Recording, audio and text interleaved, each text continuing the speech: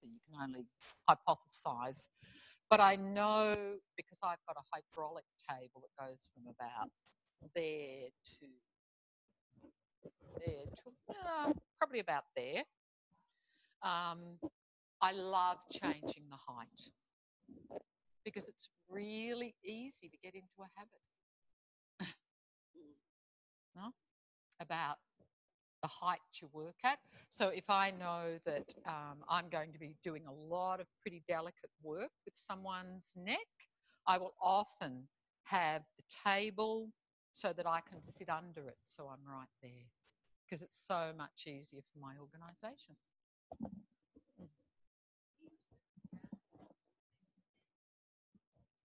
Could be. He might have been at the stage of the day that I'm tired. It's probably better if I keep moving and standing. But I think one of the big things was what Sue picked out, which his breathing never changed. Not once.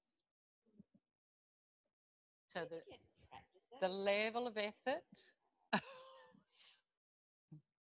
stayed the same. None.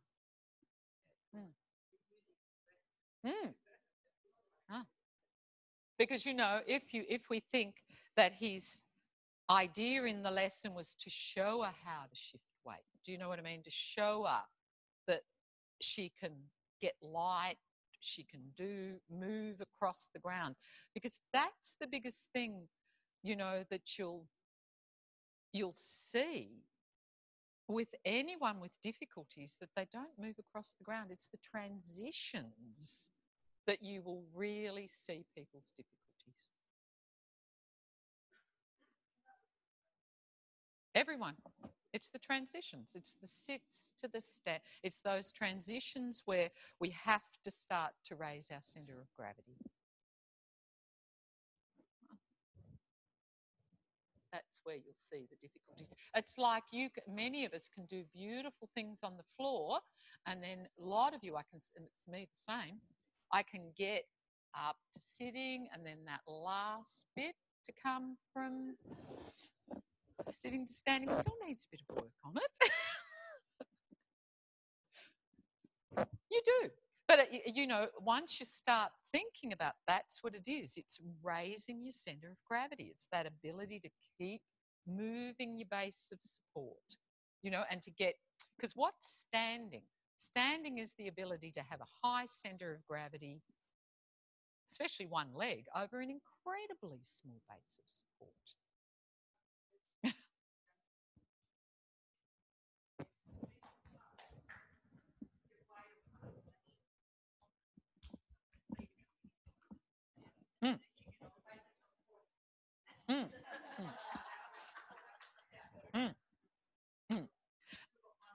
Ah, look, and the hands are, everything's there. Yeah. You know, because as soon as I have a big, if you all stand up and give yourself a big base of support, you have to move a long way through space to free that leg. You have to. You can't move otherwise. And that's why you'll see people often who have, you know, had strokes, and it's this. Huh? Huh? They have to get it. They wouldn't be able to get their leg through if they didn't do that. Absolutely. But you can also be tricked, because a lot of people who aren't necessarily that stable often bring their legs really close together and stand just on one leg. But they use the other leg just for a little bit of a... So this does not mean necessarily that they have great balance. No? But it's these things that we're learning. Base of support, centre of gravity, what lets us move up. Okay, so what did you think of the end of the lesson? Comments? Thought that was pretty good. What did you like about it? What did you think? What worked for Elizabeth, do you think?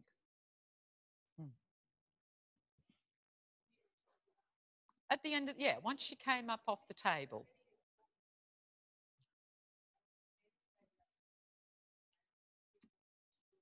Why do you think he got her to use her hands on the table? Why would you get someone to put their hands on the table?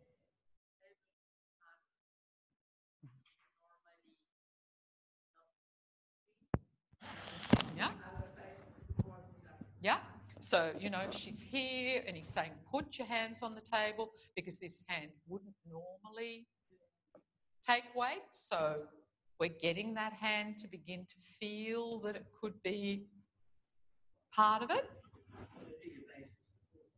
She's got, you know, it's going to be safer. So again, if I'm here and I want to try, come on, sorry, you might as well keep just standing up because.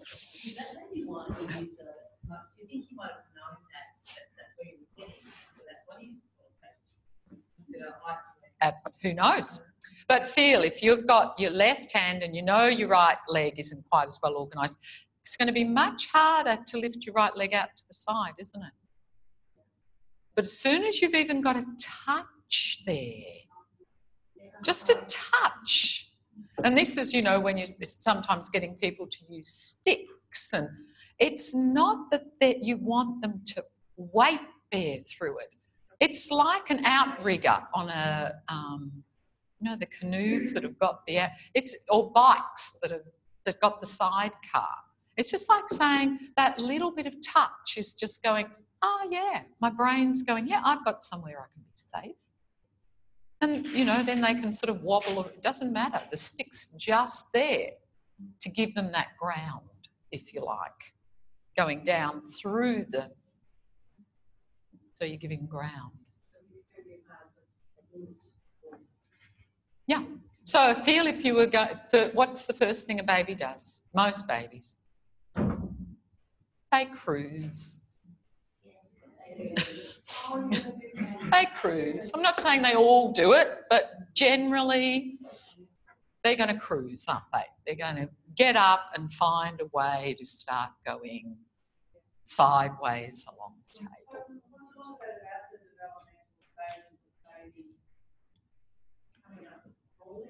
He understands development.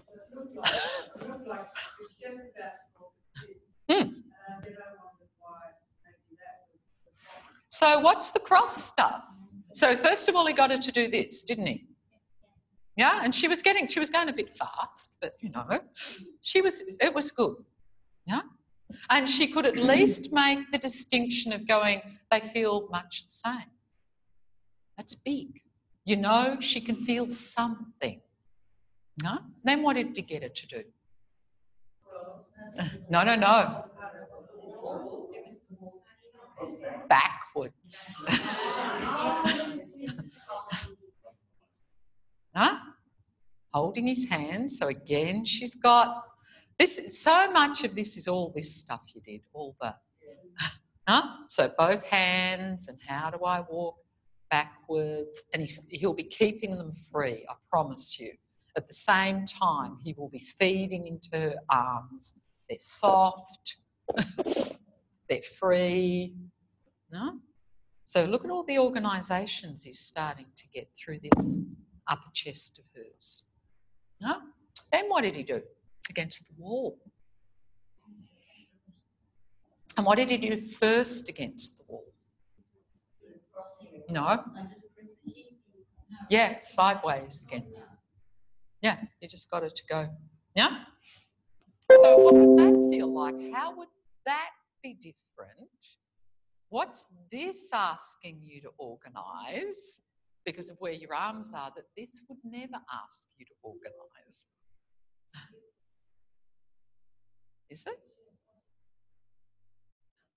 Yes. Do it against the wall, you'll feel it. Yeah? You're doing it beautifully there, Jane. So you can see because she's got her hands up here and not down, imagine they're on a table instead.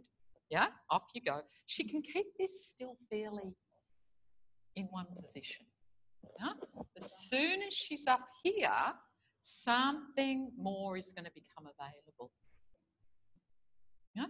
And you can see that what she was doing, she was different to what Helen was doing, because she'd been so well organised. If you really watched her, she was actually staying in the middle and doing this. She wasn't actually doing this at this stage. She was actually able to keep her head pretty much in the middle, that was letting even more happen through here. So then what happens, what has to happen through here if I start doing this?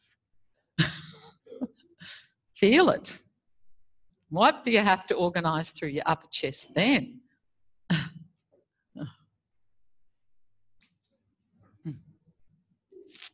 It's not just the ribs, your shoulder girdle. So you can, this is in, I'm going to use you as a demo, Chelsea, because Chelsea hasn't just had the lesson, yeah? So you can see when Chelsea does it, she's got it, but all of this is still moving as one piece. If you watched what Elizabeth was doing, go. She was getting all of this movement of her shoulder blades relative to her chest. Huh? One elbow was going back a little bit and one was going forward.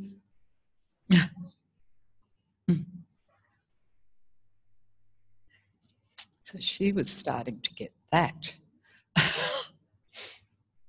Yeah? And you could see that it was still, when she began to do it, so she started here. So this is also a constraint. By keeping her hands on the wall, we're asking her to organise something through here. And he didn't worry about the constraint, because you could see she didn't have quite enough distinction through there. So she started moving her hands wider to give her a little bit more play, you know, so she could move her weight a little bit more. But when she actually just did this, her head could stay pretty central. Huh? So that would be... Huh? This look like any of the lessons we've just been doing? Huh? No, he was still seated over, and she had to look, and she was looking to the left by that stage. Huh? So she transferred most of this lesson herself. Yeah? He got her to do activities. Yeah? Only drew her attention to how do the two sides feel. Because somehow he's worked out she doesn't feel a lot yet. And this is what we're trying to work out as the facilitator. What am I going to draw their attention to that they're not going to go, that's too small a question for me? Do you know what I mean? I can't make that distinction yet. So he's keeping her within what's possible for her to sense. Mm-hmm. So I'm really interested, before we think, do you want to get on the floor and work out, can you get your pelvis light in the position she was in? You know that last movement he did where he, and take your time, because we didn't do on your tummy. So he kept bringing her head over and over and over, and this shoulder back and down, and reaching toward her leg, reaching toward a foot. He was bringing that, her right knee in closer to her, a right hand closer to her, in a push-up position, so that, yeah, that's it, Alison. She could now take some support onto her knee, because it's not pushing into the ground now. Can you feel? He's lightened it. It's useful. It's useful. And don't worry if you can't get it.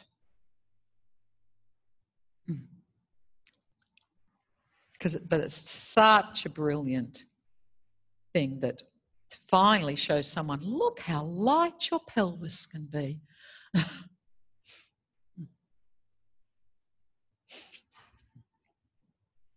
And that to lighten the pelvis, you've got to have all those other bits of you to transfer the weight to. So he's not going to try and lift her pelvis if he knows she hasn't generalised that learning of being able to shift her weight to other places.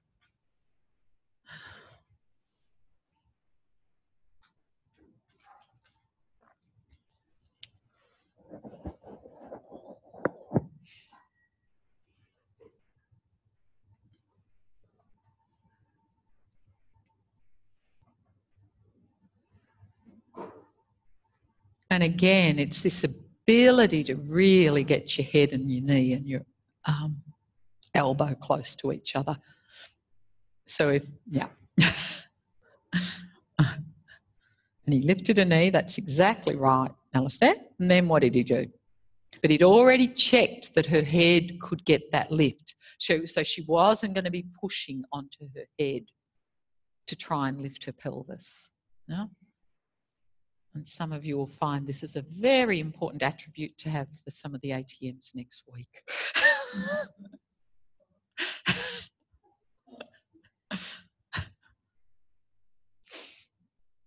But anyway, just see where you are. So you can see in terms of what we've been talking about, he took this lesson even further. Do you know what I mean? Often when we would teach this lesson, we'd be really happy getting the leg up and the arm, the leg light and the arm light. And then there's some other things we might do that I'll show you on Monday.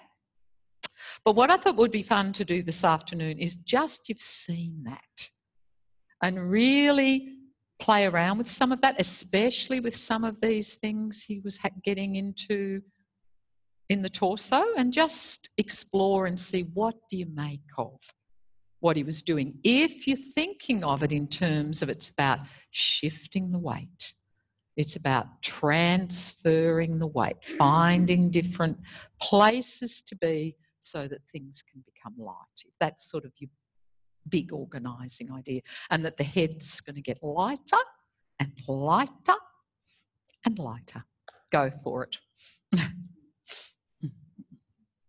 So find a partner. And you've got half an hour each. So just explore.